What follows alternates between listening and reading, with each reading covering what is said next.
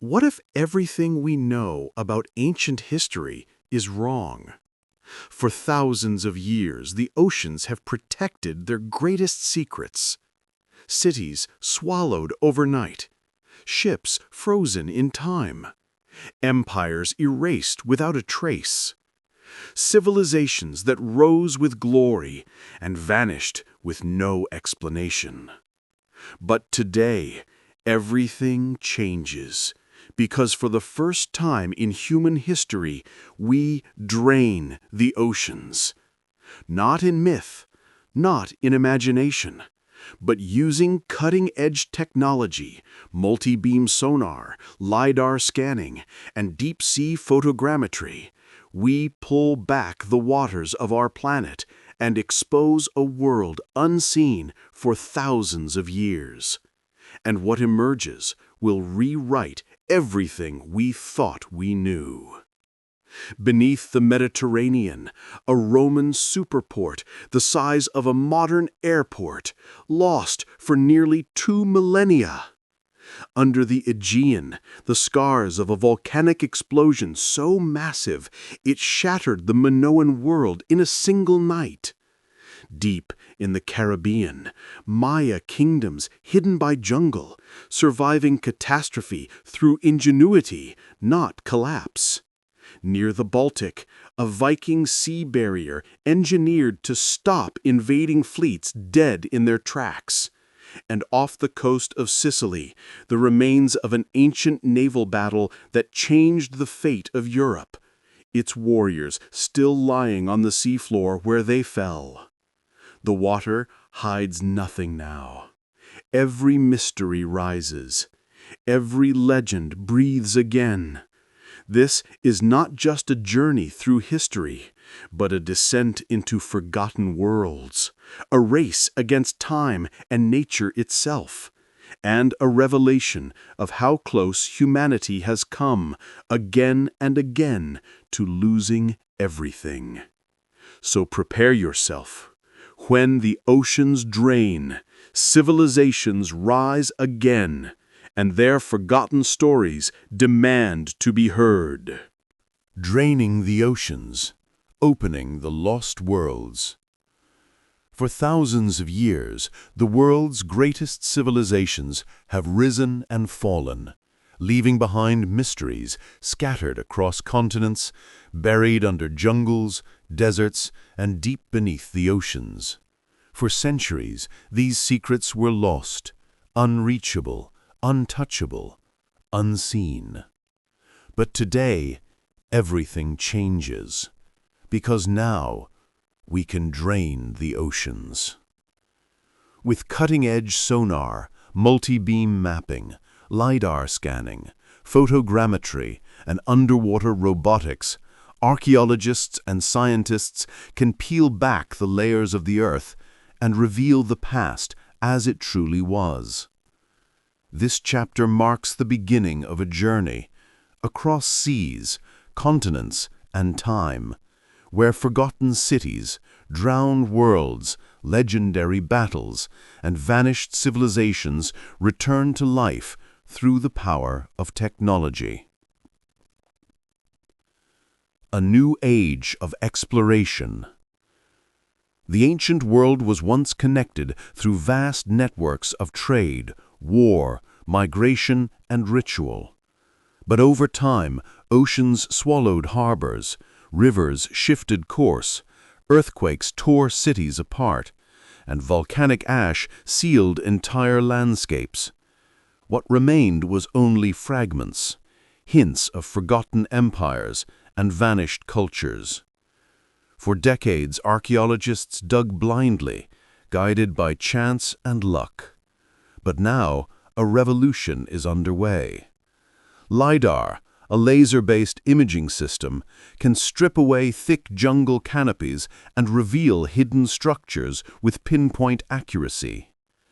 Sonar can sweep miles of ocean floor, generating detailed 3D maps. ROVs, remotely operated vehicles, carry cameras and sensors into blackwater depths too dangerous for any diver. Photogrammetry can rebuild wrecks and ruins in astonishing digital clarity. These tools allow researchers to drain the seas digitally, exposing everything that lies beneath. And what they've already found is incredible. From Viking warships entombed on the Baltic seabed, to Maya cities swallowed by jungle, to a naval battlefield where ancient rams still lie scattered, to a Minoan apocalypse that reshaped the Mediterranean, to Roman megastructures that powered an empire. Each discovery reveals a piece of humanity's forgotten story.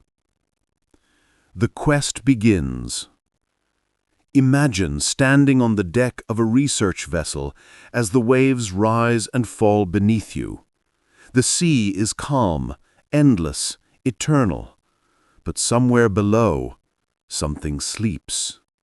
A ship, a city, a battlefield, a world long gone. Archaeologists launch a sonar system into the water. It emits thousands of pulses per second. Each pulse bounces off the seafloor and returns to the machine, creating a detailed digital map. A landscape begins to form. Mysterious ridges, strange patterns, shapes too perfect to be natural. The first hints of a lost world. Then comes photogrammetry, capturing the underwater ruins from dozens of angles. The computer compiles each image, stitching them into a perfect 3D model. Now the divers and the viewers can explore the site as if they were walking through it. These technologies allow us to do something humans have dreamed of for centuries. See the ancient world exactly as it was. This documentary does not simply show ruins, it brings them back to life. The story of forgotten empires.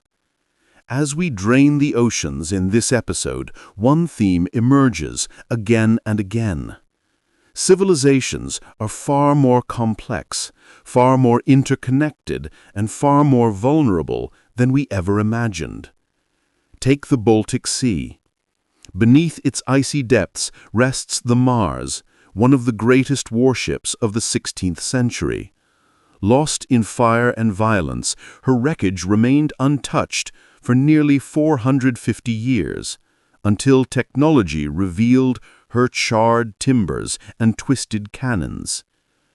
Move to the Americas, where LIDAR strips away the rainforest canopy and exposes entire Maya cities, palaces, pyramids, acropolises, hidden in plain sight. Beneath the ground, tunnels of stone and ceremonial caves guard skulls and offerings placed there over 1,000 years ago. Travel to the Mediterranean, where sonar reveals volcanic scars, tsunami deposits, broken harbors, and shipwrecks loaded with amphoras still sealed with ancient resin. Each site represents a moment, a frozen fragment of human history, and draining the oceans gives us a chance to reconnect them. A world shaped by catastrophe. As this mega-episode unfolds, another truth rises from the depths. Nature has repeatedly reshaped the course of human history. A volcanic eruption on Santorini obliterates a civilization. A tsunami destroys coastal forts. A drought pushes the Maya into ritual desperation. Earthquakes bring cities to their knees. A pyroclastic surge vaporizes entire towns in seconds. Beneath every archaeological site lies a story of survival or collapse. And by draining the oceans, we can witness these moments with unmatched clarity. We can watch a volcanic crater tear itself apart. We can see the ash layers that buried Pompeii. We can trace stone breakwaters shattered by tsunamis. We can study drowned ports that once fed Rome. The past becomes a living, breathing world again, full of motion, violence, ambition, and ingenuity. The threads that connect civilizations. The real magic of draining the oceans is that it shows the ancient world not as isolated cultures, but as a global network. The Minoans trade across the Mediterranean until a volcanic eruption ends it all. The Greeks sail wine amphoras across the seas. The Romans build colossal harbors using volcanic ash transported hundreds of miles. The Maya create cities, canals, and ritual landscapes tied to their environment. Scandinavians fight legendary naval battles over control of the Baltic. Each civilization influences the others, directly or indirectly. Trade spreads ideas. Disaster reshapes borders. Innovation creates power. War gives rise to new empires. And the oceans, far from separating civilizations, connected them. A new perspective on the past. By the end of this chapter, one thing becomes clear. We are only now beginning to understand the true scale of human history. For every city we've discovered, dozens more lie buried. For every shipwreck found, hundreds more rest in silence. For every temple unearthed, there are others waiting beneath jungles or waves. Draining the oceans isn't just a visual effect. It is a scientific revolution. One that allows us to reconstruct forgotten battles, locate vanished cities, trace ancient trade routes, understand natural catastrophes, uncover cultural connections. The past is no longer lost. It is resurfacing. And in this series, we travel across the planet, from war-torn Baltic waters to Maya cenotes, from volcanic islands to Roman megastructures, to reveal how ancient people built, fought, worshipped, adapted, and survived. Narrator, this is the story of our ancestors, revealed not by myth, but by science. A story hidden beneath oceans and deserts until now. A story that begins with a simple idea. What if we could drain the seas and see everything that lies below? Viking Seas and the Tragedy of the Mars Warship. For centuries, the Baltic Sea has been a crossroads of power, its icy waters shaped by traders, warriors, kings, and empires. But beneath these waves lie stories of unimaginable violence and ships that carried the ambitions of nations. One such ship was Mars, a floating giant, a masterpiece of firepower and engineering, a war machine designed to dominate Northern Europe. And yet, she would survive only one battle. To uncover her story, we must drain the Baltic and step into a world of rebellion, rivalry, and catastrophic destruction. A superweapon is born. The year is 1563. Europe is aflame with conflict. Sweden and Denmark, eternal rivals, now face off in a brutal contest of naval supremacy. At the center of this rising storm stands a single man, Sweden's king Erik XIV.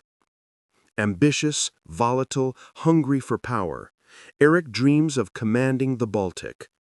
To achieve this, he needs a ship unlike any other.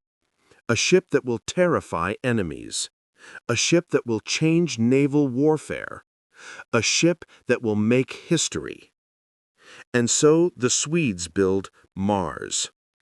She is enormous, one of the largest ships ever constructed in her time. Her decks bristle with more than 100 cannons.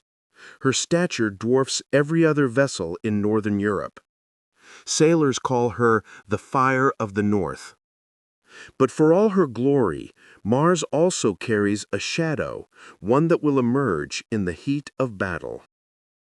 The first battle and the last. May 1564.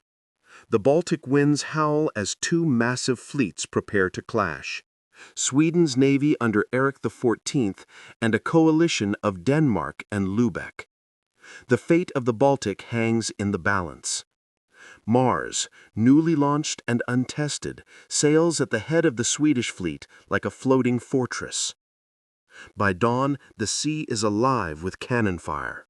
Smoke blankets the water. Ships reel from exploding masts and shattered hulls. Against all odds, Mars performs magnificently.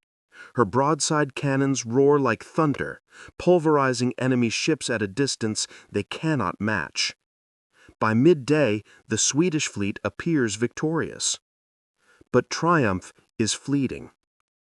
The wind changes, the battlefield shifts, and suddenly Mars, the pride of Sweden, is alone. A colossus without protection. Richard Lunn, naval historian. Mars alone is a giant, but it needs bodyguards. Without them, the enemy can come very close, close enough to climb aboard. As the winds push the Swedish fleet away, Mars drifts into danger. Enemy ships, smaller but more agile, seize the opportunity. They swarm toward the Swedish flagship, grappling hooks ready. The battle changes from cannon fire to hand-to-hand combat. Danish and Lubeckers lash their ships to the side of Mars. Hundreds of sailors leap onto her deck, swords flashing, pistols blasting. Steel clashes on steel. Gunpowder smoke burns the air. The Swedish defenders fight fiercely, but they are outnumbered. And then disaster strikes. The Inferno. One of Mars's mid-deck cannons, overheated from continuous firing, ignites a spark. The spark jumps. It finds its way into a storeroom filled with gunpowder. What happens next becomes legend. A massive explosion tears through the ship. Richard, one cannon went off. Then the flames reached the magazine. And then, boom. The blast is so powerful that Mars seems to lift from the sea. Her wooden hull splinters. The deck erupts. Hundreds of men, Swedes and enemy boarders alike, vanish instantly. In seconds, the mightiest ship in Scandinavia becomes a floating inferno. The flames consume her from the inside out. Moments later, the colossal vessel sinks beneath the Baltic waves, taking nearly 1,000 men with her. A warship that symbolized power becomes a tomb. A legend lost beneath the waves. For nearly 450 years, Mars lies hidden on the seafloor. Her remains preserved in the cold, oxygen-poor depths of the Baltic Sea. A ghost ship, a monument to ambition, destruction, and tragedy. Decade after decade, searchers attempt to find her, but the sea guards her secrets. Until sonar technology and ROVs change everything. When the water is digitally drained today, the wreck emerges. Her massive cannons lie scattered across the seabed. Her timbers stand like blackened ribs. The grappling hooks from enemy ships still jut out from her shattered hull. One grappling hook in particular becomes the key. It is wedged deep into the wreckage. Its shape, its location, its iron composition all reveal something critical. This hook is not Swedish. It was thrown by the enemy in the desperate moments before the explosion. Proof of the brutal, chaotic boarding that took place during the final minutes of Mars's life. Around the wreck, divers also find personal objects: a wooden spoon, a shoe sole, fragments of clothing, a pistol still loaded. Each one whispers of a life cut short in fire and water. The sea that shaped nations. The sinking of Mars was not just a naval tragedy, it was a turning point in the Scandinavian struggle for supremacy. King Eric XIV's ambitions were shattered. Sweden's dominance faltered. The Baltic Sea, a gateway for trade, war, and empire, remained contested for decades. But Mars was not alone in the Baltic story. The same waters that swallowed her also hide Viking ships preserved in silt. Medieval trading ports scuttled warships forming underwater barricades. Ancient harbors buried underneath shifting sands. Every wreck, every ruin, every artifact tells a story of rivalry, exploration, and survival in the northern seas. A window into the past. Today, the drained Baltic gives us what no chronicle ever recorded. A clear, undeniable picture of warfare in the 1500s. We see exactly how ships engaged, how they fired, how they burned, how they fell. The wreck of Mars is more than a relic. It is a time capsule, a frozen moment from a day of terror, bravery, and catastrophe. And it reminds us of a larger truth. Even the mightiest machines of war are fragile against the forces of fate, whether wind, fire, or ambition. Beneath the silent waves of the Baltic lies a graveyard of ships, but none more haunting than Mars, the warship that dared to change history and paid the ultimate price. As we drain the oceans, her story rises again, not just of destruction, but of the human drive to build, conquer, and dream. And this is only the beginning. Portus, Rome's engine of empire. For 5 centuries, the Roman Empire stretched across continents, from the fog-shrouded forests of Britain to the sun-baked deserts of Africa, from the storm-swept shores of Spain to the fertile valleys of the Middle East. But Rome, the beating heart of this empire, had a weakness, a hunger, a colossal, endless appetite. By the 1st century AD, more than 1 million people crowded inside the city, more than any metropolis on Earth at the time. And every day, they needed to eat. This need threatened the very survival of the empire. If the grain ships stalled, if the harvests failed, if the ports choked with cargo, Rome would starve. Rome would riot. Rome would fall. To keep the empire alive, the Romans built something extraordinary, a colossal superport unlike anything the ancient world had ever seen. Its name? Portus. The search for a lost giant.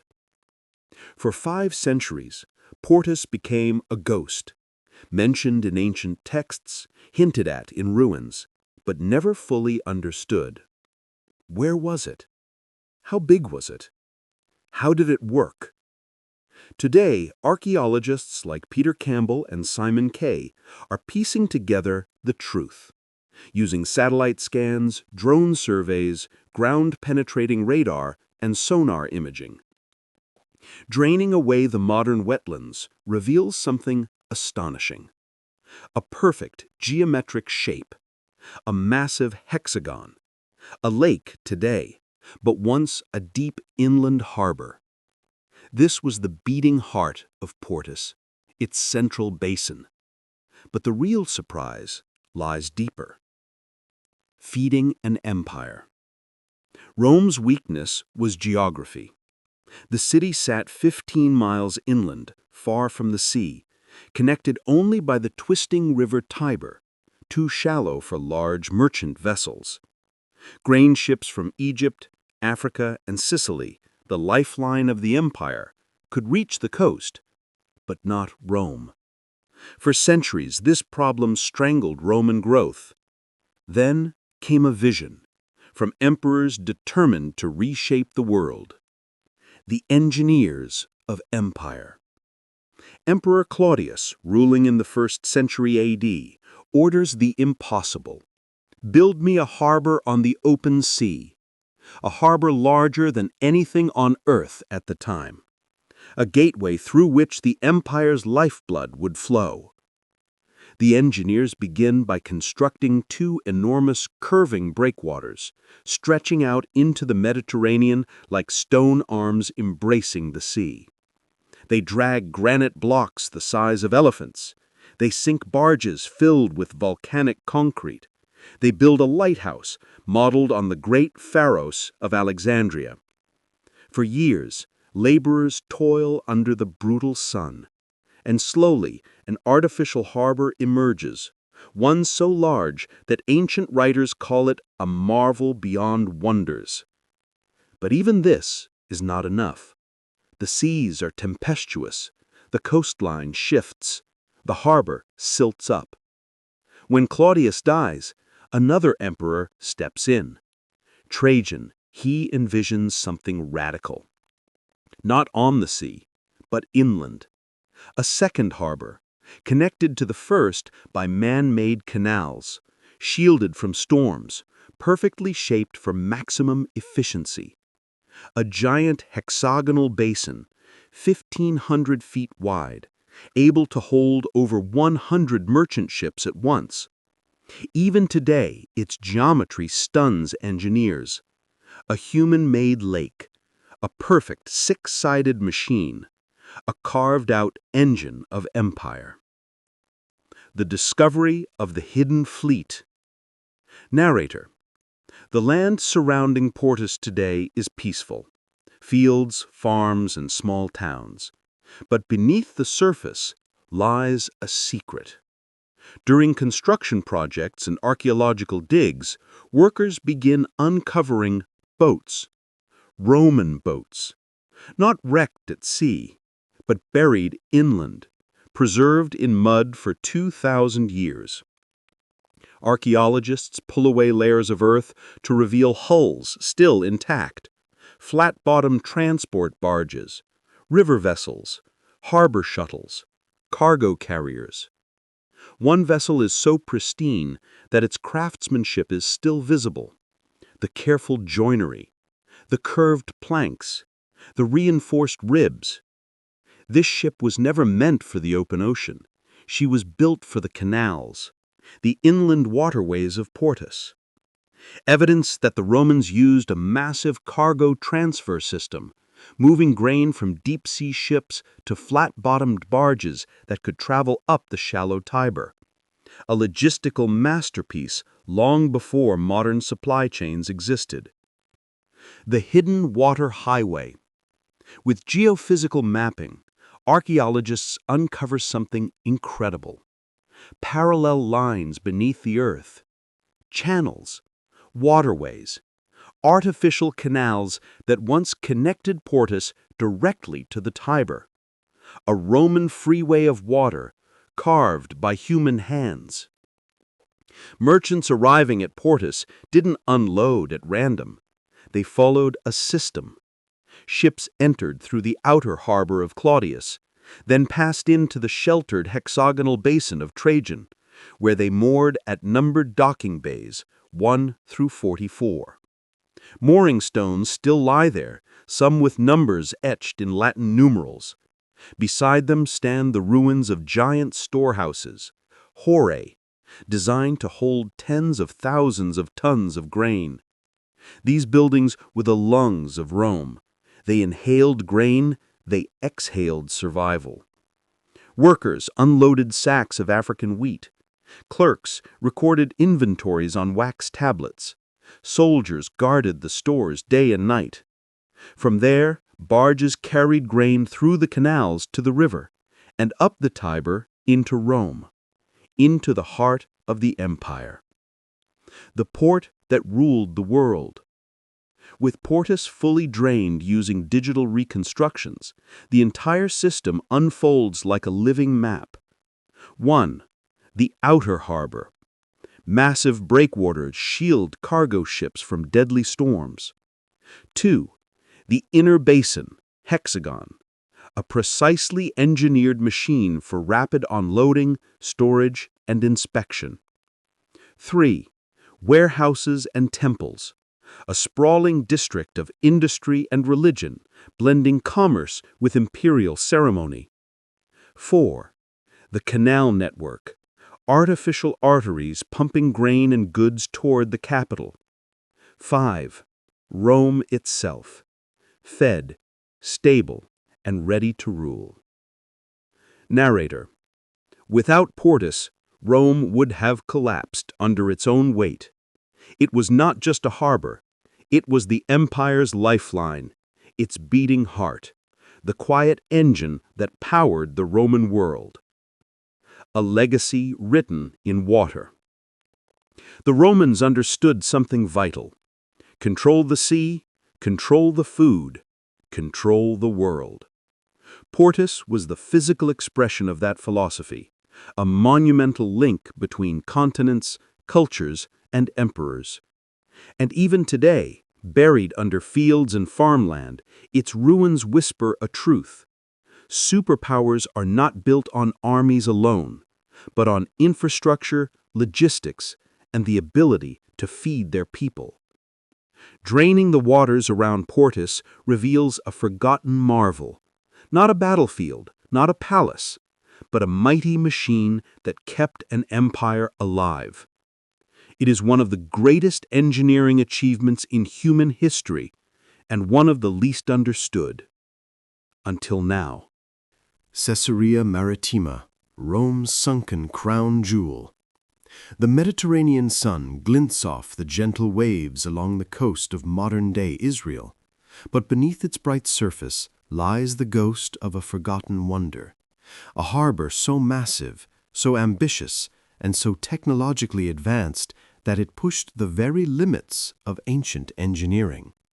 This was Caesarea Maritima, a city and seaport carved out of nothing but dreams, political ambition, and Roman ingenuity. But today, almost nothing remains above water. Its monumental breakwaters lie shattered along the seabed. Its once glorious entrance towers exist only as rubble. The colonnaded quays, statues, and lighthouses are buried beneath centuries of shifting sand. And the question that has haunted historians for generations: how did Rome build a harbor this enormous on a coastline of nothing but sand, and why did it vanish so quickly? To uncover the truth, we must drain the waters of the eastern Mediterranean and step back 2,000 years into the age of emperors, an era when Rome believed nothing was impossible. Beneath the waves, the first clues. Marine archaeologist Beverly Goodman, along with a team of underwater researchers, has spent years diving off the Caesarean coast, trying to make sense of the stones scattered across the seabed. At first glance, they look like natural reefs, shapeless, jagged blocks smothered in marine life. But as the divers look closer, patterns begin to emerge. Massive rectangular stones, too perfectly aligned to be random. Columns, fallen and half buried. And deep in the sand, traces of wooden beams, preserved for nearly 2 millennia. Goodman realizes the truth. Nothing here is natural. Every stone, every block, every fragment was placed exactly where Roman engineers intended it. But how? And why here? To answer that, she turns to ancient texts. The Jewish Roman historian Flavius Josephus once described Caesarea Maritima as a harbor rivaling anything in Rome. He wrote of colossal entrance towers, monumental statues, luxurious promenades, and an offshore harbor so large that it could shelter an entire fleet during the worst storms. Yet today, the coastline shows no sign of such a marvel. The only explanation?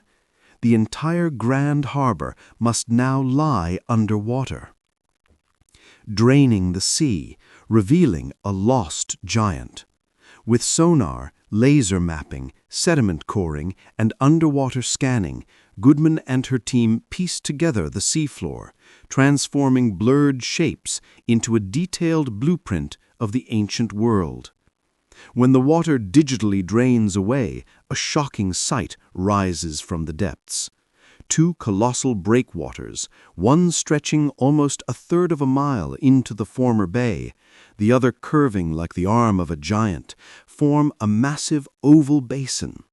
Around it lie clusters of fallen columns, shattered statues, and building foundations. This was not a minor outpost. This was one of the largest artificial harbors ever built in antiquity, covering more than 40 acres. A port created entirely by human hands, a testament to Roman ambition. The impossible foundation. But one question remains. How did the Romans build massive stone structures on sand? Any normal foundation would sink. Any normal wall would collapse. And yet the Romans created a platform strong enough to carry monumental towers and withstand decades of battering waves. The answer lies not in stone, but in volcanic ash. As Goodman extracts deep sediment cores from the seabed near the ruins, she finds something unexpected, a mineral that does not belong in Israel, something born from fire far across the Mediterranean. Pozzolana, volcanic ash from Mount Vesuvius. The Romans shipped tons of this ash, over 1,000 miles to Judea. But why? Because when mixed with lime, water, and stone rubble, pozzolana transforms into something magical. Roman hydraulic concrete, the world's first concrete that could harden underwater. This discovery changes everything. Suddenly, Rome can build anywhere, even in the sea. Engineering on an unprecedented scale. Archaeologists now understand the construction process of Caesarea Maritima. Massive wooden caissons, giant waterproof boxes, were built on shore. These structures were then floated out to sea and positioned precisely. Once in place, workers sliced the bottoms open. Seawater rushed in, followed by thousands of pounds of liquid concrete. As the mixture met salt water, it hardened instantly, forming artificial bedrock. With hundreds of these concrete blocks, Rome created the foundations of a massive harbor where no natural harbor existed. This was innovation on a scale the ancient world had never seen. A jewel of the empire. With the foundations complete, workers built towering walls, marble promenades, and an entrance lined with statues of Roman gods and imperial symbols. Trade flowed in from Egypt, Greece, and Arabia. Ships carrying grain, spices, wines, and textiles passed through its gates. Wealth poured into Judea. Caesarea became a jewel of the empire, a glittering port city where Rome displayed its power on a remote frontier. Josephus recorded that the harbor rivaled Piraeus in Greece and the great ports of Italy itself. It was a symbol of Rome's dominance over land and sea. Collapse of a giant. So why did such an extraordinary structure fall?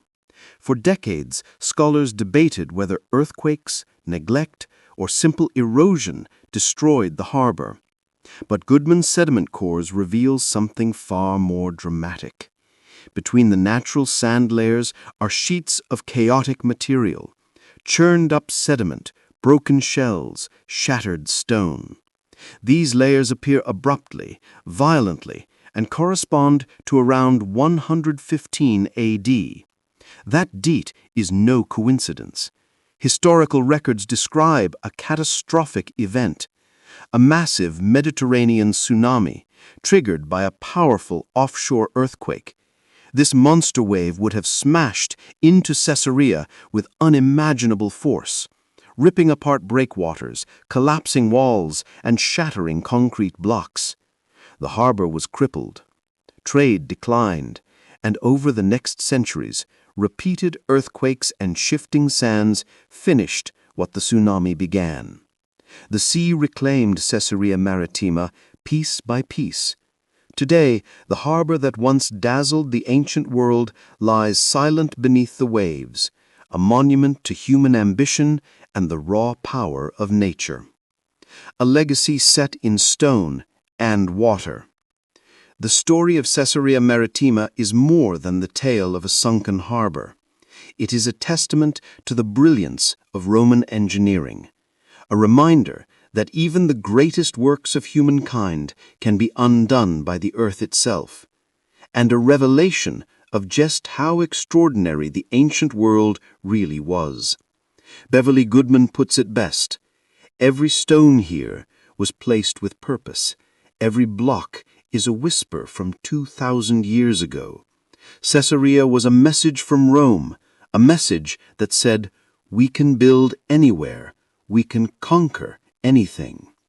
And though the city now sleeps beneath the sea, its legacy endures, waiting to be rediscovered piece by piece as we drain the oceans of history. The sunken wall, the scuttled ship barrier of Stralsund. The Baltic Sea is calm today, a sheet of gray-blue water stretching toward the distant horizon. But beneath this quiet surface lies one of the most ingenious and desperate defensive structures in European naval history. The remains of 15 ships sunk deliberately, not by storms or battles, but by the hands of the very men sworn to sail them. A wall of wrecks, a last line of hope, an underwater fortress built not from stone, but from sacrifice. This is the story of Stralsund, a fortified port city caught between giants during one of the darkest, most volatile moments in Scandinavian history. A city under siege. The year is 1715. The Great Northern War rages across Europe. The powerful Kingdom of Denmark, allied with Saxony and Russia, has turned its might toward a critical prize: the Swedish stronghold of Stralsund, a walled city facing the Baltic Sea on the northern coast of Germany. To Denmark, Stralsund is the key to crushing Swedish influence in the region. To Sweden, it is one of the last remaining gateways to the continent, a foothold they cannot afford to lose. Inside the besieged city stands a desperate but determined force. Swedish soldiers, local garrison fighters, and their legendary king, Charles XII of Sweden, a commander whose ferocity on the battlefield has become the stuff of European legends. But even a warrior king cannot stop what is coming. The Danish fleet closes in. Their cannons dominate the Baltic Sea. Their armies surround Stralsund by land. The city cannot escape, and soon it may not survive at all. The hidden channel. There is only one lifeline left, a narrow, murky channel running along the southern coast of the island of Daneholm. This waterway, barely deep enough for small ships, offers a fragile connection to the outside world, a passage through which Sweden can send reinforcements, supplies, and hope. But Denmark learns of this secret route, and they plan to seize it. If the Danes gain access to the channel, Stralsund will be sealed shut. No ships in, no ships out, no escape for the king or his forces. The Swedish commanders realize they are out of options. Their ships are too few, their fleet too weak, their walls beginning to crumble. So they make a decision no captain ever wants to hear. Sink the ships. Block the channel. Turn the fleet into a fortress. The sacrifice. It is a cold, bleak morning when Swedish sailors gather aboard the first of the doomed vessels. These ships are not wrecks. They are seaworthy, functional, valuable. And yet, every man knows they will never sail again. Orders echo across the deck. Prepare to scuttle. The crews remove anything useful: gunpowder, sails, food stores, navigational tools. Then they drill holes into the hulls, pull out the plugs, and open the seacocks. The ships groan as the water rushes in, timber swelling, decks tilting. One sailor later records, "It felt like drowning a friend." 15 vessels in total, merchant ships, small warships, supply boats, are deliberately destroyed, each guided into precise positions to form a strategic underwater barricade. Ship by ship, the channel becomes a graveyard, but a purposeful one. A wall of wood, rope, and iron rising just below the waves. A barrier so tight that even small boats cannot slip through. To Denmark, Stralsund's channel becomes an impossible path. To Sweden, it becomes a lifeline of resistance. Lost beneath the Baltic Sea. For centuries, the location of this underwater barricade faded into memory. The war ended. Empires rose and fell. The Baltic Sea shifted and swallowed the remains. Historians knew the story from scattered documents, but no one knew exactly where the ships rested. That changed when marine archaeologists began surveying the seabed east of Stralsund. Using side-scan sonar, magnetometers, and diver-operated video systems, the team searched for unusual shapes buried in layers of silt. One by one, dark shadows began to appear in the sonar images. Long, narrow silhouettes, timber beams, keel lines, clusters of curved ribs forming ghostly frames. It was unmistakable. They had found them. The forgotten wall of Stralsund, preserved in cold, oxygen-poor water that slowed decay. Reconstructing the underwater fortress. When the digital reconstruction begins, draining the waters on a computer screen, the full brilliance of Swedish strategy becomes clear. The ships are not scattered. They are arranged like chess pieces. Some laid horizontally across the channel. Others sunk at angles to reinforce weak spots. A few stacked almost on top of one another to create height. All overlapping, forming a nearly impenetrable mass of wood, nails, and iron. The wrecks lie so close together that even modern divers struggle to maneuver between them. It is architecture through destruction. War by sacrifice. A masterpiece of desperate engineering. The Danish reaction. For the Danish Navy, the blockade is an infuriating surprise. Their ships approach the channel only to face a jagged forest of masts sticking out of the water. Any attempt to pass risks running aground or smashing hulls on hidden timbers. The Danes try cutting through. They try pulling wrecks apart with chains. They try blasting openings with cannon fire. But the structure is too complex, too dense, too well-positioned. The 15 sunken ships had become a single, unified barricade, stronger than any wall built on land. Denmark is forced to alter its strategy, buying time for the defenders inside Stralsund. A fortress buys time, but not victory. The scuttled barrier slows the Danish naval assault, but it cannot stop the inevitable. By the end of 1715, Stralsund finally falls after months of siege, famine, and bombardment. The city is captured. The Swedish garrison disperses. King Charles XII narrowly escapes through another route. But the barrier accomplishes what it was meant to do. It delays the enemy long enough to evacuate key military leaders. It prevents an immediate naval breakthrough. It becomes a symbol of resistance carved into the sea itself. Even in defeat, the sunken wall becomes a testament to Sweden's determination. A legacy underwater. Today, the 15 wrecks remain silent beneath the Baltic Sea, preserved as an accidental museum of 18th century naval craftsmanship. Each hull holds stories, where carpenters hammered beams, where sailors slept in wooden berths, where soldiers loaded cannons, and where finally men drilled holes into the planks that would end their ship's life. They did not sink from storms. They did not sink from war. They sank because their sacrifice was the only hope of defending their city.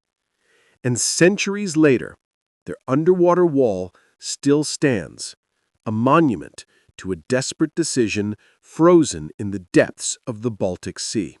The lost Maya kingdom of Sak Tz'i, a civilization revealed by the jungle. In the dense jungles of southern Mexico, where mist clings to the treetops and the air hums with the calls of unseen creatures, an ancient kingdom once thrived. Its rulers carved their stories in stone. Its warriors defended its borders. Its priests watched the sky for signs of destiny. And then it vanished. For centuries, Sak Tz'i, the White Dog Kingdom, lived only in rumor and fragmented inscriptions found scattered across the Maya world. The kingdom appeared frequently in ancient texts, yet no one could find its capital. It was a ghost, a place believed to exist but always out of reach. Until now. A kingdom hidden in the leaves. It was not luck that uncovered the ancient city, it was determination. For over 2 decades, archaeologists searched remote valleys, riversides, and ridgelines. Local legends spoke of ruined stones hidden in cattle fields, of walls swallowed by vines, of mysterious mounds rising from the soil. Then, in 2018, a farmer approached research teams with a story. Unusual carved stones on his land. The team followed him and stepped into history. Rising from the jungle floor were monumental walls, terraces, plazas, and palace foundations. This forgotten site was finally confirmed as the ancient capital of Sak Tz'i, lost for more than 1,200 years. But this discovery immediately raised a haunting question. Why was such a powerful and well-recorded kingdom abandoned so suddenly? To answer that, archaeologists needed to look beyond the monumental center and search the wider landscape. LIDAR, peering through the jungle. The dense jungle canopy is both protector and thief. It guards ancient ruins, but also hides them from sight. To uncover the secrets of Sak Tz'i, scientists turned to a revolutionary tool, LIDAR. From an aircraft high above the treetops, billions of laser pulses were fired downward.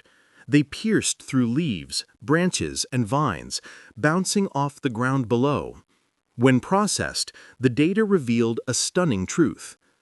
The jungle peeled away, and a hidden kingdom emerged. Cities, causeways, terraces, agricultural canals, defensive walls, all illuminated in 3D. But there was something odd about Sak Tz'i. Most Maya cities, Palenque, Tikal, Calakmul, show dense settlements surrounding their centers. Thousands of homes extended for kilometers, creating sprawling urban landscapes. But Sak Tz'i did not. Within 1 kilometer, a strong city core. Beyond that, almost nothing. Why? The enigma of the empty hinterland. Archaeologists expected a major kingdom like Sak Tz'i to be surrounded by farmers, nobles, and commoners living in small villages. Instead, the LIDAR map revealed large, empty zones, as if people had retreated elsewhere. Then the team noticed something strange. hilltop structures rising above the valleys. These were not small shrines or isolated outposts. They were fortified compounds, placed high on flattened mountain ridges.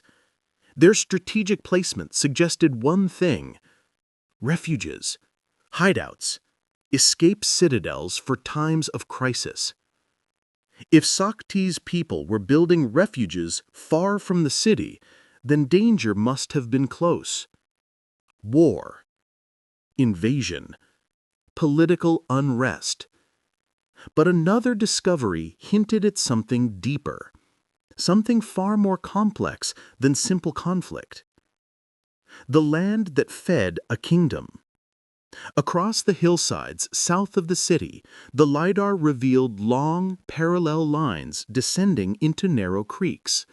These were irrigation channels, ancient hydrological engineering, evidence of a population adapting to environmental stress. Floods, droughts, unpredictable rainfall, the Maya lowlands often faced radical climate shifts. But the irrigation canals showed that the Maya people were not helpless. They were innovative. They worked the land to survive. They engineered solutions to sustain life in times of scarcity. But survival came at a cost. Climate pressures may have weakened political structures. When crops failed, faith in rulers often disappeared. And when faith crumbles, societies fracture. Intentional destruction, a revolt in stone. In plazas across the city, archaeologists discovered fragments of monuments. But these were not the result of natural collapse. They were broken deliberately. Faces of rulers scratched away, noses chipped off, eyes disfigured, bodies shattered into pieces. This was not vandalism. This was political revolution. In Maya culture, rulers were believed to be divine intermediaries, responsible for rains, seasons, and cosmic order. When drought or famine struck, people blamed their lords. Some cities responded with war, others with migration. But Sak Tz'i appears to have faced something even more profound: a withdrawal of trust. People simply left. Not overnight, not through fire and destruction, but slowly, steadily, choosing new leaders, new homes, new ways of life. They voted with their feet, as archaeologist Charles Golden says. A civilization that didn't die, it transformed. Contrary to old myths of a sudden Maya collapse, the evidence tells a different story. Sak Tz'i, like many Maya cities, didn't disappear in a catastrophic moment. It transitioned. Political power shifted north into the Yucatan. Cities like Chichen Itza rose as others waned. The Maya people spread, adapted, traded, and innovated.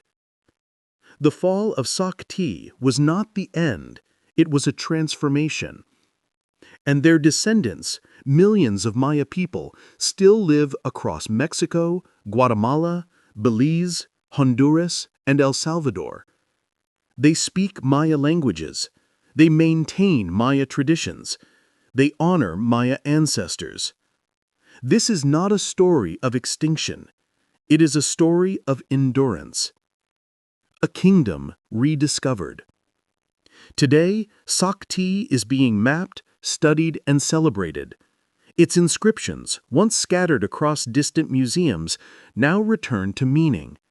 Its temples rise again, piece by piece, through digital reconstruction. And its story offers a profound lesson. Civilizations rarely vanish. They change. They adapt. They survive in new forms, just like the Maya. As the sun sets over the jungle canopy and the once-lost capital breathes again, we are reminded that beneath every forest, every hill, every forgotten ruin, history waits for those who dare to look. Descent into Darkness, The Underwater Secrets of Cenote Holtun. Beneath the sunlit temples of Chichen Itza, one of the greatest cities of the Maya world, lies a hidden universe, a place untouched by daylight, where stone drips like wax, water hangs in eternal silence, and the dead have slept undisturbed for more than 1,000 years. This is Cenote Holtun, an underwater cavern that holds one of the most mysterious chapters in Maya history. For centuries, these sacred pools fueled myths of spirits, gods, and gateways to the afterlife.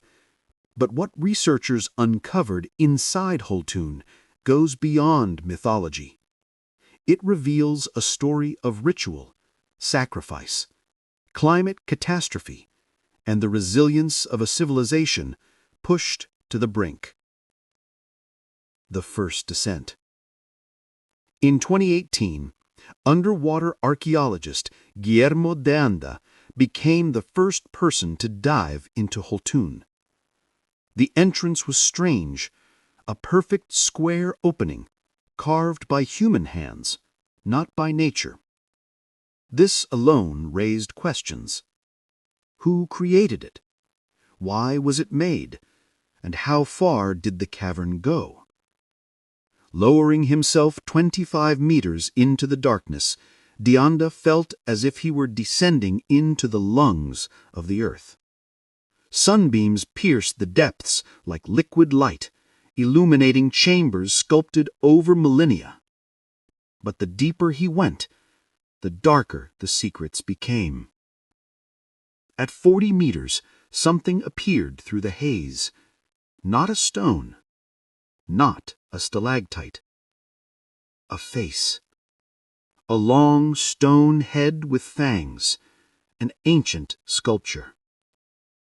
It shouldn't have been there. Did it fall?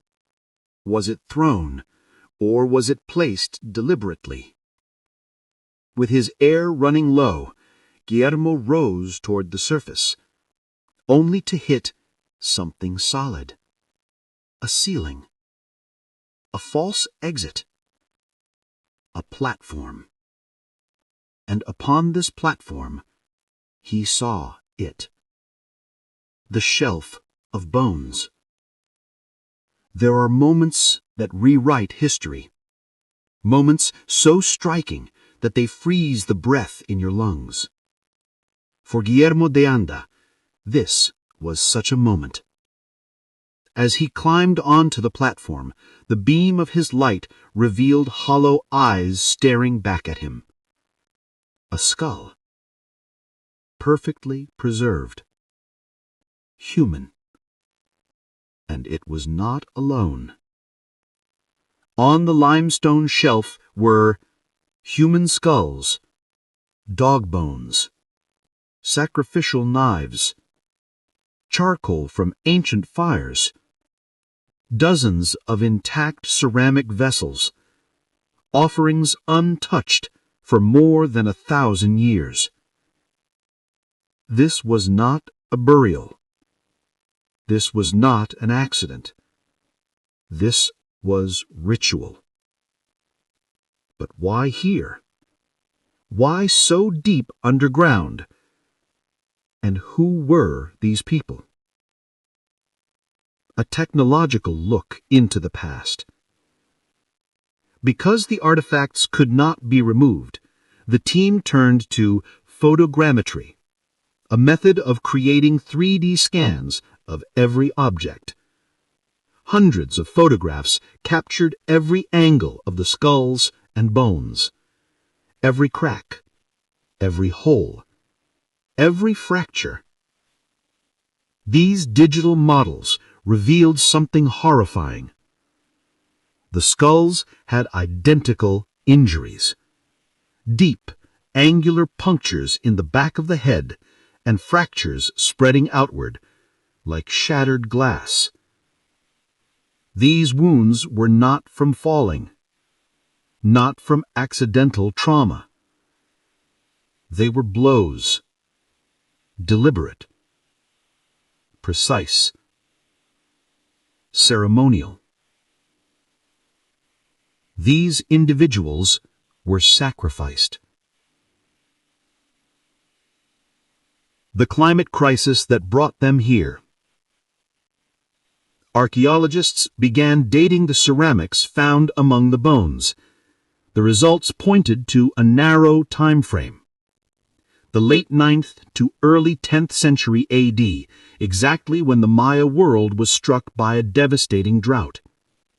Across the Maya lowlands, lakes dried up, crops failed, rivers disappeared, kingdoms fell, cities were abandoned.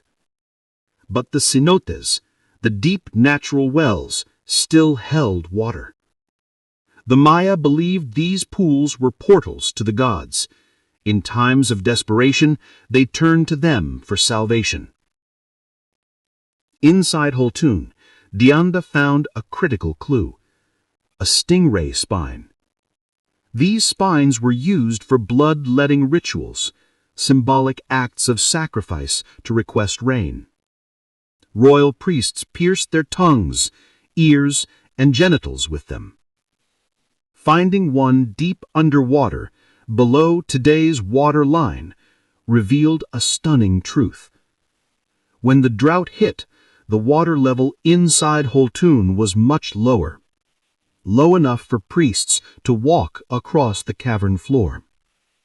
From there, they could place offerings and victims on the platform. This was not a random site. It was a drought shrine, a place where life and death were exchanged for rain.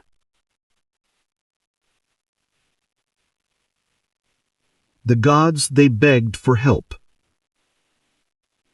The long fang sculpture Guillermo first saw is believed to represent Tlaloc, the Aztec god of rain. But the Maya had their own rain deity, Chak. Why would the Maya place a foreign god in their most sacred ritual chamber?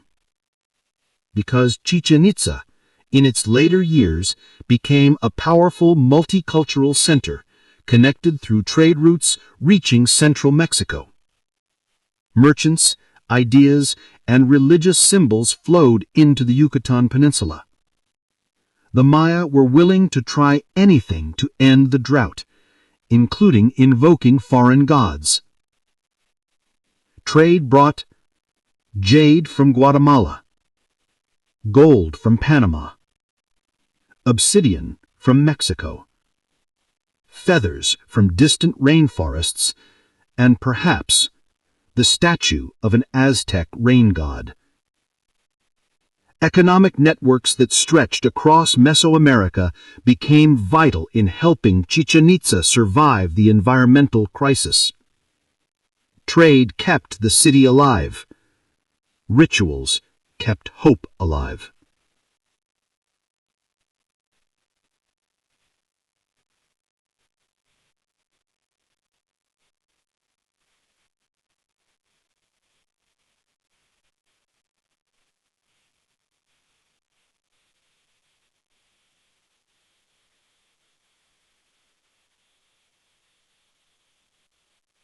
Pompeii and Herculaneum, the final hours of a doomed world.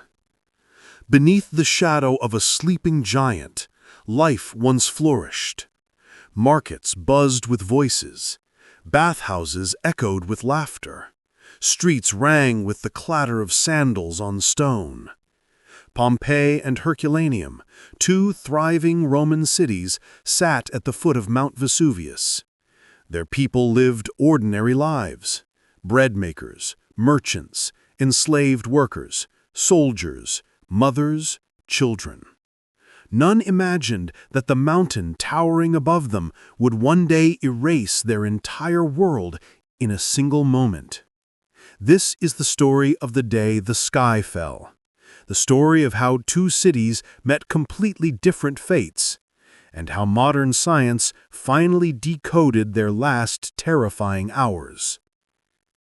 A normal morning, until the earth trembles.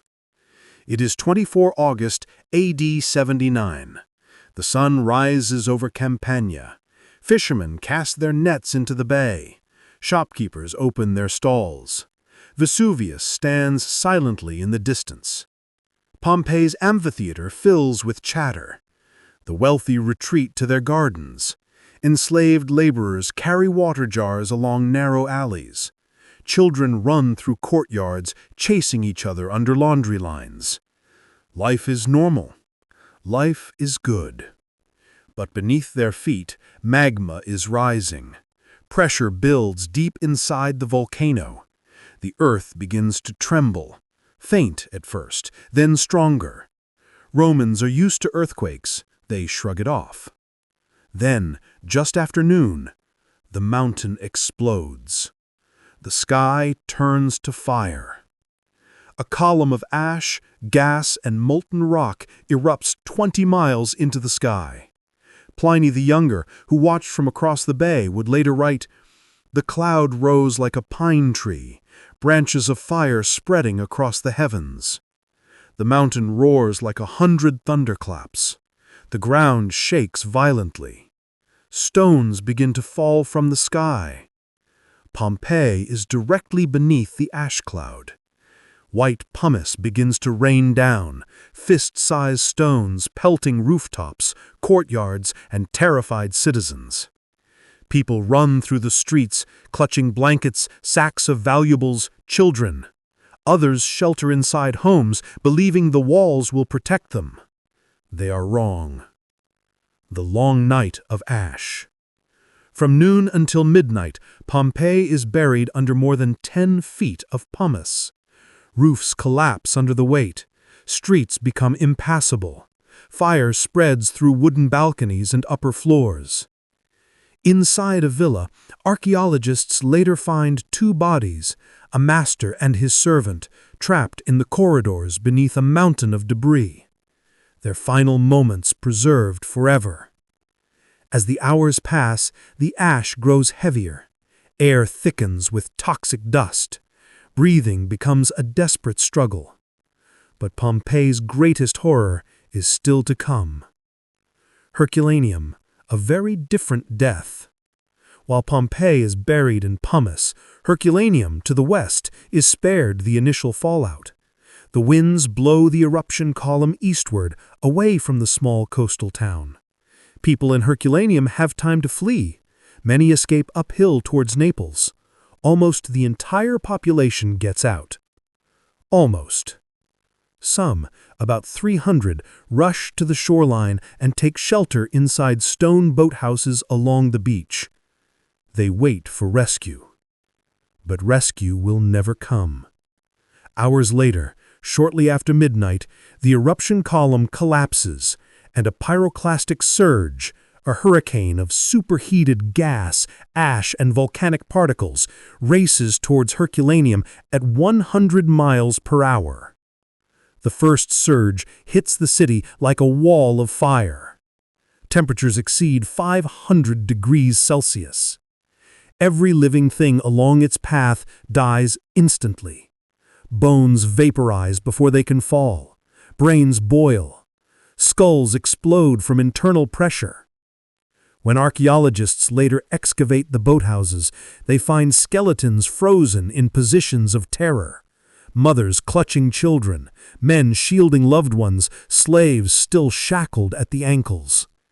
This is death at the speed of light. The second collapse, the beginning of the end. Shortly after midnight, Vesuvius releases another violent convulsion.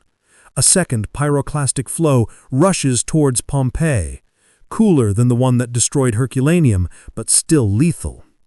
By now, those who remained in Pompeii are exhausted, terrified, and trapped.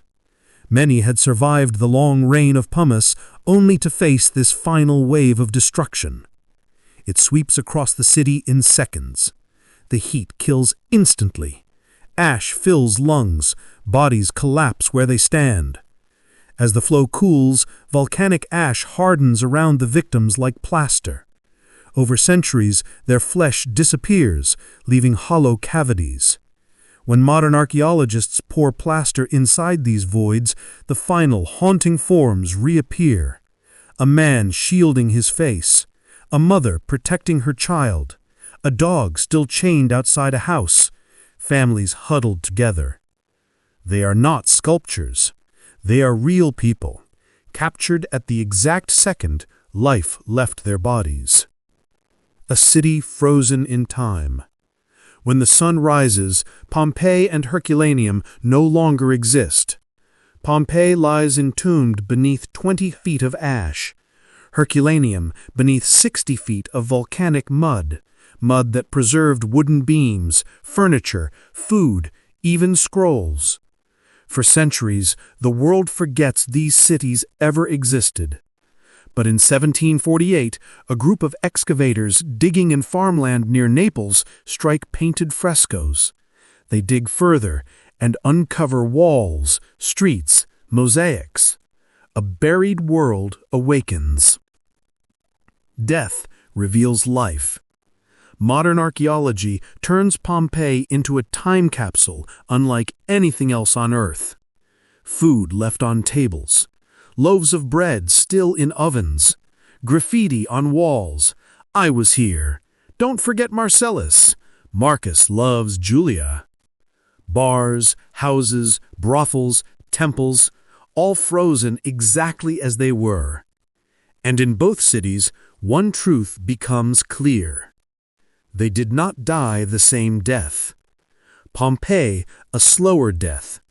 Killed by ashfall, roof collapses, and finally, a cooler surge. Herculaneum, an instant death. Destroyed in seconds by scorching pyroclastic waves. The differences in the volcanic deposits prove this. Pompeii shows layers of pumice and ash. Herculaneum shows solid volcanic rock formed by extreme heat and speed. Science rewrites the ancient tragedy, revealing not just how they died, but how they lived. The volcano still breathes. Vesuvius is not dead. It sleeps, but lightly. Today, millions live in its shadow. The same fertile soil that once fed Roman vineyards still attracts families, farmers, and tourists. The volcano that destroyed ancient cities continues to dominate modern life, just as it did 2,000 years ago. Scientists monitor it day and night. Every tremor, every change in temperature, every whisper of magma beneath the earth. Because history has shown what happens when Vesuvius awakens, and the people of Campania know too well. It will erupt again.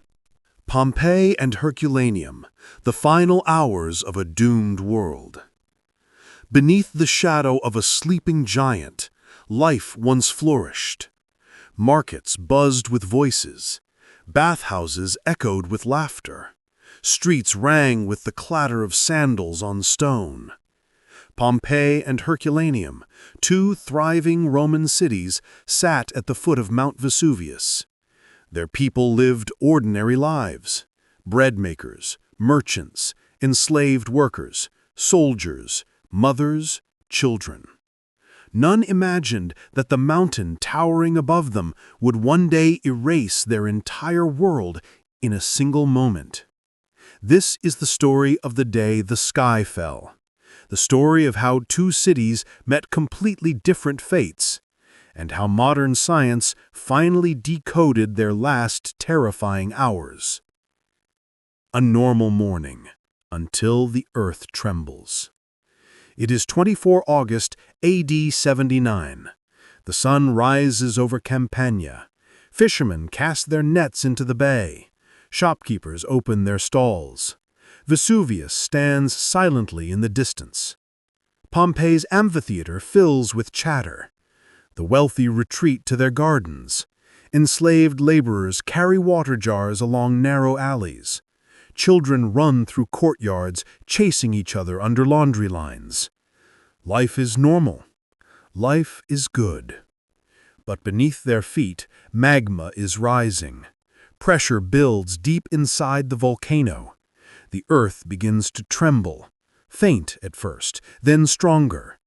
Romans are used to earthquakes. They shrug it off. Then, just after noon, the mountain explodes. The sky turns to fire. A column of ash, gas, and molten rock erupts 20 miles into the sky. Pliny the Younger, who watched from across the bay, would later write, "The cloud rose like a pine tree, branches of fire spreading across the heavens. The mountain roars like 100 thunderclaps. The ground shakes violently. Stones begin to fall from the sky. Pompeii is directly beneath the ash cloud. White pumice begins to rain down, fist-sized stones pelting rooftops, courtyards, and terrified citizens. People run through the streets, clutching blankets, sacks of valuables, children. Others shelter inside homes, believing the walls will protect them. They are wrong. The long night of ash. From noon until midnight, Pompeii is buried under more than 10 feet of pumice. Roofs collapse under the weight. Streets become impassable. Fire spreads through wooden balconies and upper floors. Inside a villa, archaeologists later find 2 bodies, a master and his servant, trapped in the corridors beneath a mountain of debris. Their final moments preserved forever. As the hours pass, the ash grows heavier. Air thickens with toxic dust. Breathing becomes a desperate struggle. But Pompeii's greatest horror is still to come. Herculaneum, a very different death. While Pompeii is buried in pumice, Herculaneum, to the west, is spared the initial fallout. The winds blow the eruption column eastward, away from the small coastal town. People in Herculaneum have time to flee. Many escape uphill towards Naples. Almost the entire population gets out. Almost. Some, about 300, rush to the shoreline and take shelter inside stone boathouses along the beach. They wait for rescue. But rescue will never come. Hours later, shortly after midnight, the eruption column collapses, and a pyroclastic surge, a hurricane of superheated gas, ash, and volcanic particles, races towards Herculaneum at 100 miles per hour. The first surge hits the city like a wall of fire. Temperatures exceed 500 degrees Celsius. Every living thing along its path dies instantly. Bones vaporize before they can fall. Brains boil. Skulls explode from internal pressure. When archaeologists later excavate the boathouses, they find skeletons frozen in positions of terror. Mothers clutching children, men shielding loved ones, slaves still shackled at the ankles. This is death at the speed of light. The second collapse, the beginning of the end. Shortly after midnight, Vesuvius releases another violent convulsion. A second pyroclastic flow rushes towards Pompeii, cooler than the one that destroyed Herculaneum, but still lethal. By now, those who remained in Pompeii are exhausted, terrified, and trapped. Many had survived the long reign of pumice only to face this final wave of destruction. It sweeps across the city in seconds. The heat kills instantly. Ash fills lungs, bodies collapse where they stand. As the flow cools, volcanic ash hardens around the victims like plaster. Over centuries, their flesh disappears, leaving hollow cavities. When modern archaeologists pour plaster inside these voids, the final haunting forms reappear. A man shielding his face, a mother protecting her child, a dog still chained outside a house, families huddled together. They are not sculptures. They are real people, captured at the exact second life left their bodies. A city frozen in time. When the sun rises, Pompeii and Herculaneum no longer exist. Pompeii lies entombed beneath 20 feet of ash. Herculaneum beneath 60 feet of volcanic mud that preserved wooden beams, furniture, food, even scrolls. For centuries, the world forgets these cities ever existed. But in 1748, a group of excavators digging in farmland near Naples strike painted frescoes. They dig further and uncover walls, streets, mosaics. A buried world awakens. Death reveals life. Modern archaeology turns Pompeii into a time capsule unlike anything else on Earth. Food left on tables, loaves of bread still in ovens, graffiti on walls. I was here. Don't forget Marcellus. Marcus loves Julia. Bars, houses, brothels, temples, all frozen exactly as they were. And in both cities, one truth becomes clear. They did not die the same death. Pompeii, a slower death. Killed by ashfall, roof collapses, and finally, a cooler surge. Herculaneum, an instant death. Destroyed in seconds by scorching pyroclastic waves. The differences in the volcanic deposits prove this. Pompeii shows layers of pumice and ash. Herculaneum shows solid volcanic rock formed by extreme heat and speed. Science rewrites the ancient tragedy, revealing not just how they died, but how they lived. The volcano still breathes. Vesuvius is not dead. It sleeps, but lightly. Today, millions live in its shadow. The same fertile soil that once fed Roman vineyards still attracts families, farmers, and tourists. The volcano that destroyed ancient cities continues to dominate modern life, just as it did 2,000 years ago. Scientists monitor it day and night. Every tremor, every change in temperature, every whisper of magma beneath the earth. Because history has shown what happens when Vesuvius awakens, and the people of Campania know too well. It will erupt again. When the oceans drain, the rise, fall, and rebirth of ancient civilizations. If we could drain the oceans, if the waters fell away like a receding tide, what truths would rise from the deep? For thousands of years, the seas have been humanity's greatest storyteller and its greatest vault. Empires rise beside shorelines, armies clash across waves, and entire civilizations vanish beneath the waterline, leaving behind nothing but whispers. Until now. Today, the waters fall, and the world's forgotten stories re-emerge. The world revealed. As the Mediterranean empties, as the Caribbean sinks to silence, as the Aegean drains into a pale, echoing void, the seafloor becomes a continent of memories.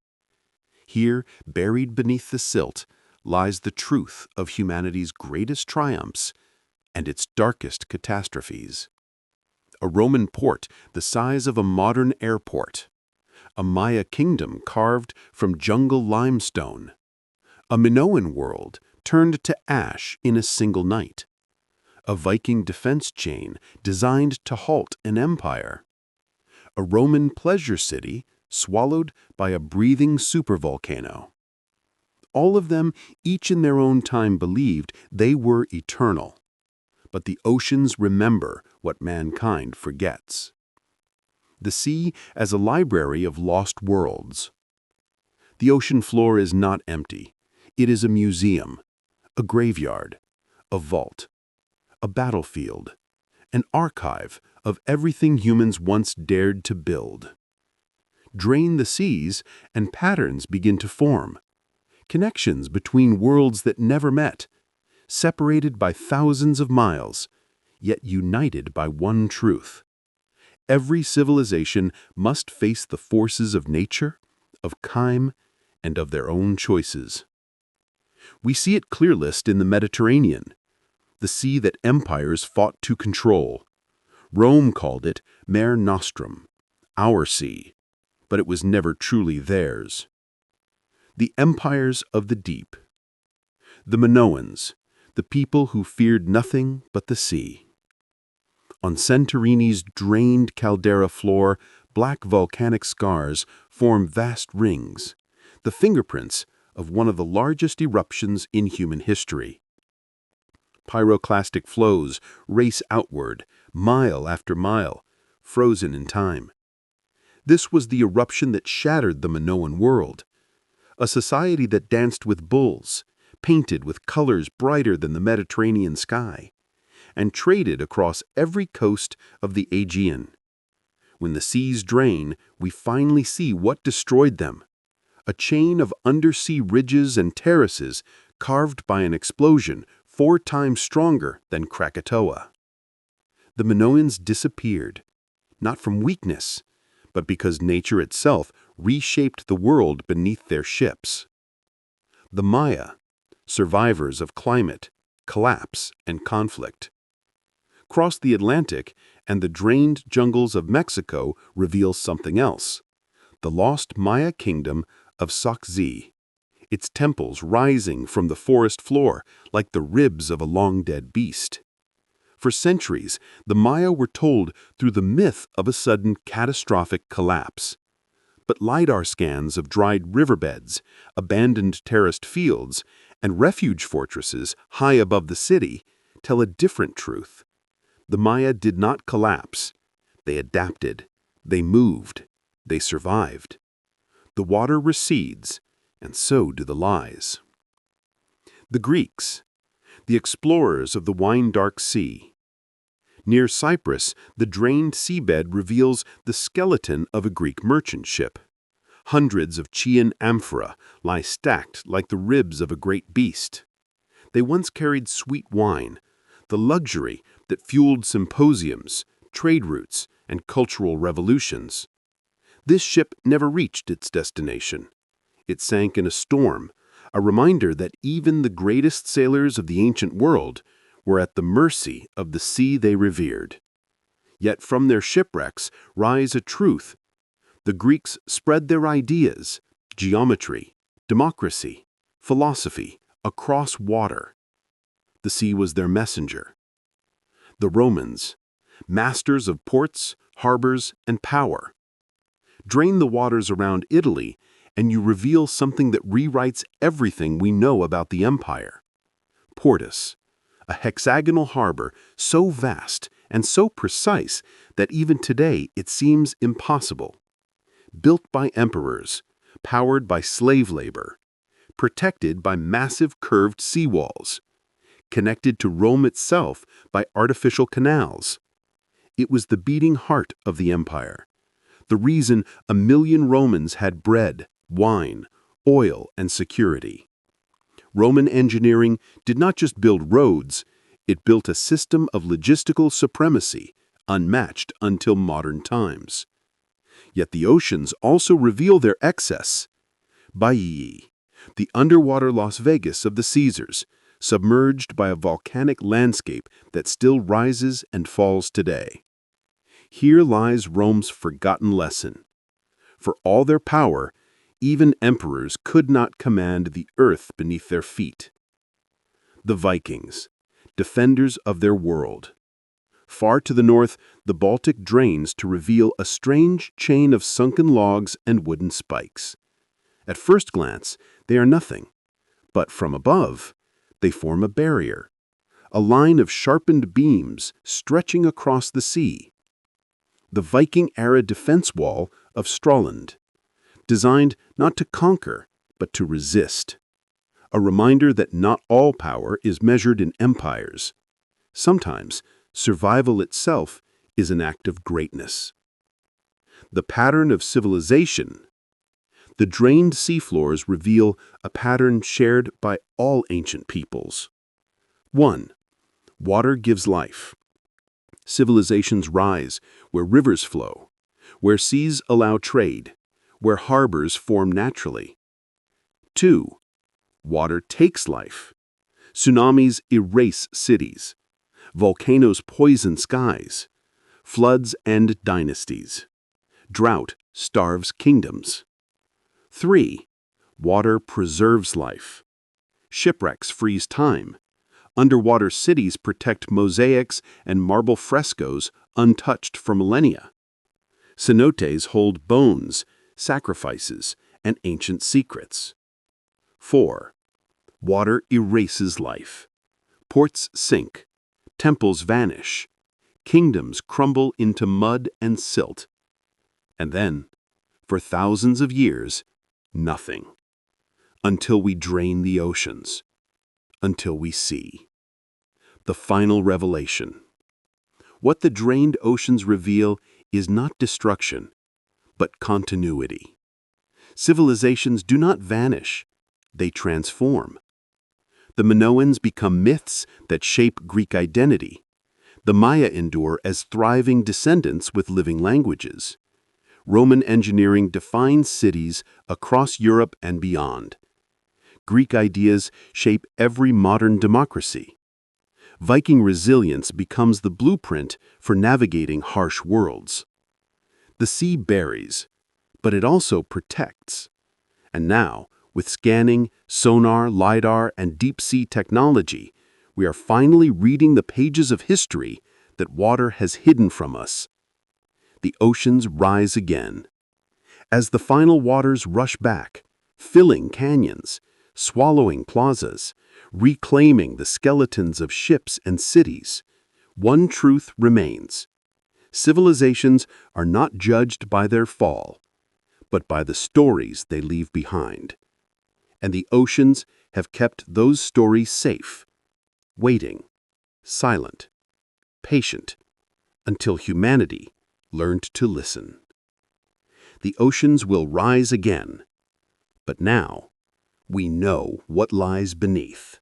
What if everything we know about ancient history is wrong? For thousands of years, the oceans have protected their greatest secrets. Cities swallowed overnight, ships frozen in time, empires erased without a trace, civilizations that rose with glory and vanished with no explanation. But today, everything changes, because for the first time in human history, we drain the oceans. Not in myth, not in imagination, but using cutting-edge technology, multi-beam sonar, LIDAR scanning, and deep-sea photogrammetry, we pull back the waters of our planet and expose a world unseen for thousands of years. And what emerges will rewrite everything we thought we knew. Beneath the Mediterranean, a Roman superport the size of a modern airport, lost for nearly 2 millennia. Under the Aegean, the scars of a volcanic explosion so massive it shattered the Minoan world in a single night. Deep in the Caribbean, Maya kingdoms hidden by jungle, surviving catastrophe through ingenuity, not collapse. Near the Baltic, a Viking sea barrier engineered to stop invading fleets dead in their tracks. And off the coast of Sicily, the remains of an ancient naval battle that changed the fate of Europe, its warriors still lying on the seafloor where they fell. The water hides nothing now. Every mystery rises. Every legend breathes again. This is not just a journey through history, but a descent into forgotten worlds, a race against time and nature itself, and a revelation of how close humanity has come again and again to losing everything. So prepare yourself. When the oceans drain, civilizations rise again, and their forgotten stories demand to be heard.